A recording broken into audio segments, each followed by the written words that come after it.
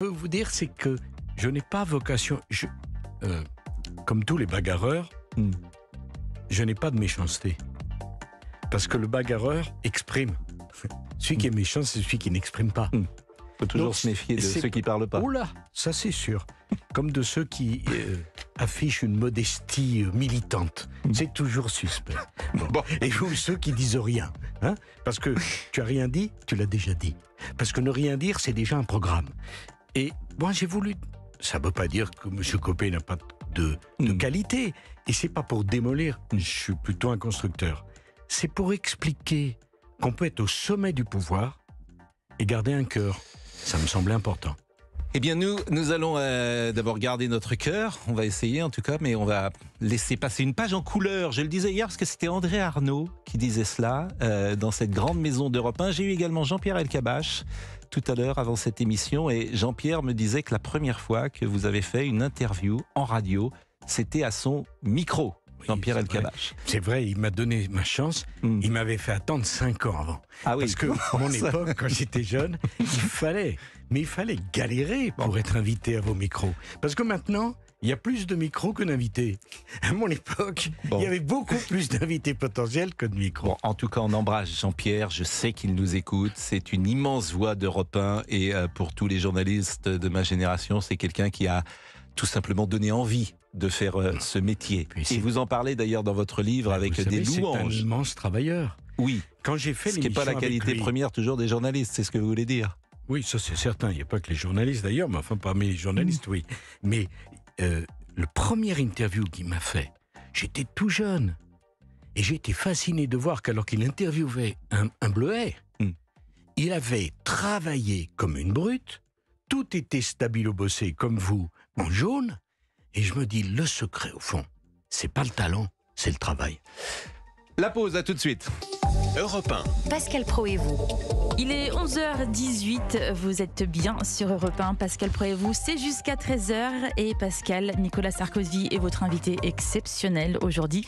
L'ancien président de la République est venu répondre à toutes vos questions. Et je le remercie une nouvelle fois d'accorder sa première interview radio à Europe 1. Monsieur le Président, il y a beaucoup de choses, je le disais dans votre livre et sur le rôle que vous faites de président. Florence Cassé, c'est extrêmement intéressant parce que c'est une jeune femme qui est donc détenue au Mexique d'une manière injuste et vous intervenez. Vous allez d'ailleurs avoir une audience avec le pape et vous allez lui demander d'intervenir. Et vous écrivez, c'est vraiment l'idée que je me fais du rôle du président de la République que d'aller porter secours à ceux de nos compatriotes qui se trouvent abandonnés de tous. Et elle était abandonnée de tous.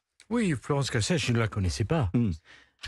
Et par l'intermédiaire d'un de mes amis qui était député de mon propre parti à l'époque, Thierry Lazaro, je reçois ses parents. Je vois un couple merveilleux de dignité, vraiment sympathique et désespéré. Leur fille venait d'être condamnée à près de 70 ans de prison et était dans une des prisons les plus dures au Mexique, alors qu'ils étaient persuadés de son innocence. Mais Pascal Praud, même si j'avais été persuadé de sa culpabilité, je l'aurais aidé. Parce que si elle avait fait quelque chose de mal, c'était en France, dans son pays, qu'elle devait purger sa peine.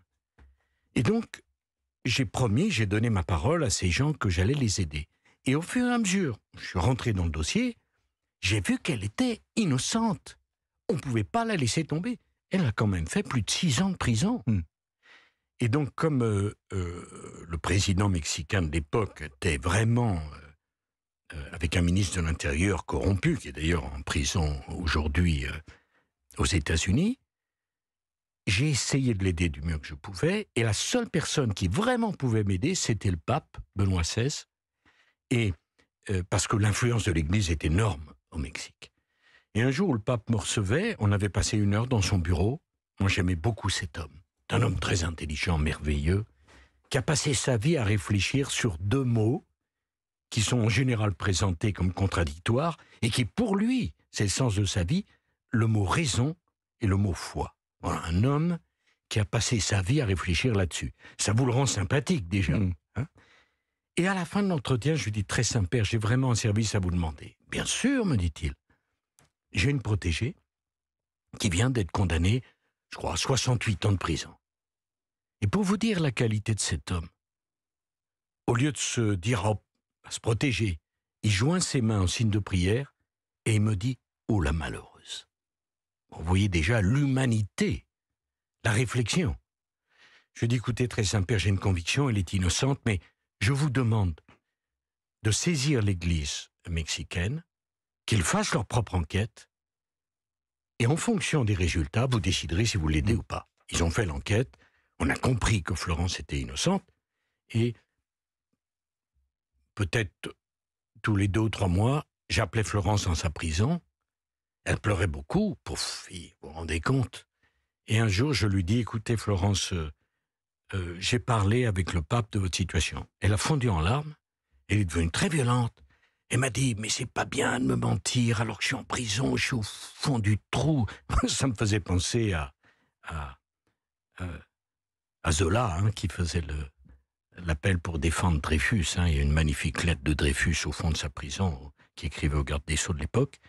Mais j'ai dit, mais c'est vrai, Florence, je vous assure, c'est vrai. Et finalement, on l'a fait sortir de prison. Eh bien, si le grand pouvoir du président de la République ne sert pas à aider des gens abandonnés de tous au fond du trou, à quoi il sert? À quoi ça sert une vie si jamais, à un moment ou à un autre, on a envie de tendre la main à quelqu'un qui est en train de se noyer? C'est quoi? À quoi ça sert d'avoir ce pouvoir-là? Et c'est pourquoi on a voulu commencer par ces 2 exemples du rôle que vous faites. Alors, c'est très intéressant. Ça m'a beaucoup coûté parce que Mme Aubry, qui était à l'époque patronne du Parti Socialiste, qui avait le cœur à gauche, qu'elle soit à gauche, c'est sûr, qu'elle ait un cœur, ça reste à démontrer, m'a traité d'immature, allant au secours de quelqu'un de forcément coupable et de mettre en cause les relations franco-mexicaines. D'abord, elle ne savait rien s'il était coupable, mais Pascal Praud, même s'il avait été coupable, on n'abandonne pas les gens. Jamais. Surtout quand ils sont dans l'épreuve. Alors, j'apprendrai évidemment rien à personne en disant que vous êtes présent sur tous les dossiers, vous l'écrivez vous-même. Je devais aussi mettre les mains dans le cambouis, on parle d'un remaniement, et c'est pour ça que c'est intéressant ces 2 exemples où vous êtes au Cap-Nègre, vous prenez votre avion pour venir vous-même dire aux familles le drame qu'elles vivent, vous intervenez sur l'affaire Florence Cassé, d'autres présidents peut-être ne l'auraient pas fait, mais je devais aussi mettre les mains dans le cambouis, et cette fois-ci, on parle d'un remaniement, et quand je vous lis, je dis, mais le Premier ministre, il ne sert à rien du tout, c'est vous qui faites la liste, c'est vous qui choisissez tous les noms. L'exercice du remaniement était délicat, je savais qu'il ne créerait qu'un élan de quelques jours s'il était réussi, etc. Mais c'est vous qui choisissez. Alors on peut le comprendre parce que, et vous le dites souvent dans le livre, c'est vous qui êtes élu. C'est le Premier ministre qui ne l'est pas. Mais à ce moment-là, est-ce que la Ve République doit se réformer? À quoi sert le Premier ministre? Non, mais on peut encore une fois, Pascal Praud, ne pas être d'accord avec moi. Je ne prétends pas à la vérité. Mais j'ai beaucoup de respect pour M. Fillon, qui a été un très bon Premier ministre. Mais quand on avait des discussions, qu'il avait un désaccord avec moi, je lui disais, rappelle-moi, qui a été élu? Et qui a été nommé? Dans le système démocratique, celui qui décide, c'est celui qui est élu, pas celui qui est nommé. Et vous lui disiez ça comme ça? Absolument. Pourquoi? Il ne fallait pas le dire? Non, mais je vous pose la question. Oui, et que vous répondez-il? Parce qu'il est intelligent, il a parfaitement compris. Le travail du Premier ministre, c'est que le président qui l'a nommé soit content et satisfait. Le travail du président, c'est que 68 millions de Français soient contents. C'est pas de la même nature. Alors, je me suis beaucoup posé la question de savoir au moment de la réforme constitutionnelle de 2008, est-ce qu'il fallait ou non supprimer le poste de Premier ministre? J'ai conclu que non. Parce que déjà, comme on parlait de moi comme l'omniprésident, j'ai été décrit comme quasi-dictateur par tous ceux qui sont à gauche. Dictateur non, mais omniprésident oui. Je pense même que vous avez changé la fonction présidentielle. C'est qu'on ne peut plus présider après vous comme on présidait avant vous, puisque vous avez été présent toujours, partout et tout le temps. Alors, est-ce peut-être aussi l'époque? C'est-à-dire que... Est-ce que vous croyez que c'est Pompidou qui dirigeait De Gaulle? Était moins présent sur le terrain. Quand même. Pompidou remporte la bataille du Grenelle à l'époque de 68 et De Gaulle le vire. Vous pensez que c'est Chaban qui contrôlait Pompidou? Non, mais Jacques Chirac ne présidait pas comme vous. Écoutez, j'étais numéro 2 du gouvernement de Jean-Pierre Raffarin. C'est pas Chirac qui dirigeait, c'est Jean-Pierre Raffarin? C'est une plaisanterie. Vous trouvez que vous n'avez pas changé Non, d'une certaine manière. Si, j'ai ma responsabilité. Qu'est-ce qui a changé? C'est que moi, peut-être à tort. Je ne veux pas mentir. J'aime pas le théâtre d'ombre. Il y a un patron, il y a un patron. J'étais le leader, j'étais le patron.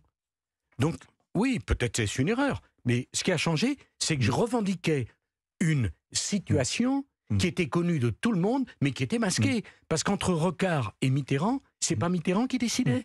Non, mais je ne dis pas que c'est une erreur. D'ailleurs, c'est peut-être une demande du public. Également, une demande de l'opinion. Elle vote pour quelqu'un, elle veut que celui pour qui elle a voté soit honnête. Écoutez, j'avais vu Jacques Chirac aller à la télévision pour dire martialement, j'ai demandé à Jean-Pierre Raffarin d'engager la lutte contre le chômage. Mais vous plaisantez. Si les gens votaient pour Jacques Chirac, 2 fois, c'est pour que lui fasse le boulot, pas pour qu'il se le fasse faire. On va marquer une pause. On va marquer une pause et on va prendre peut-être une première question. La politique est affaire d'incarnation, écrivez-vous, et la valeur d'une peinture ne serait expliquée par le seul choix des pinceaux, des toiles ou de la qualité des tubes de couleur. C'est le peintre seul qui fait toute la différence. Oui, donnez-moi les pinceaux de Van Gogh, vous verrez, vous ne serez pas déçus. Je crains de ne pas être capable de faire les tournesols. Bon. Et puis on écoutera, alors on est évidemment sur Europe 1, on écoutera quelques musique, parce que je sais que vous êtes proche du monde artistique et musical. Ben oui, je suis marié avec une grande artiste qui écrit merveilleusement bien et la musique m'a toujours accompagné. C'est d'ailleurs pour moi, vous savez, le seul moment où je me remémore, moi je me tourne vers l'avenir, assez rarement vers le passé. Ce qui fait revenir en moi des émotions du passé, c'est la musique, beaucoup plus que la photo. Écoutez, on va écouter des vieilles chansons, alors ça tombe bien, 11h27. Des vieilles chansons, des chansons. Des chansons d'autrefois. Elles sont jamais vieilles.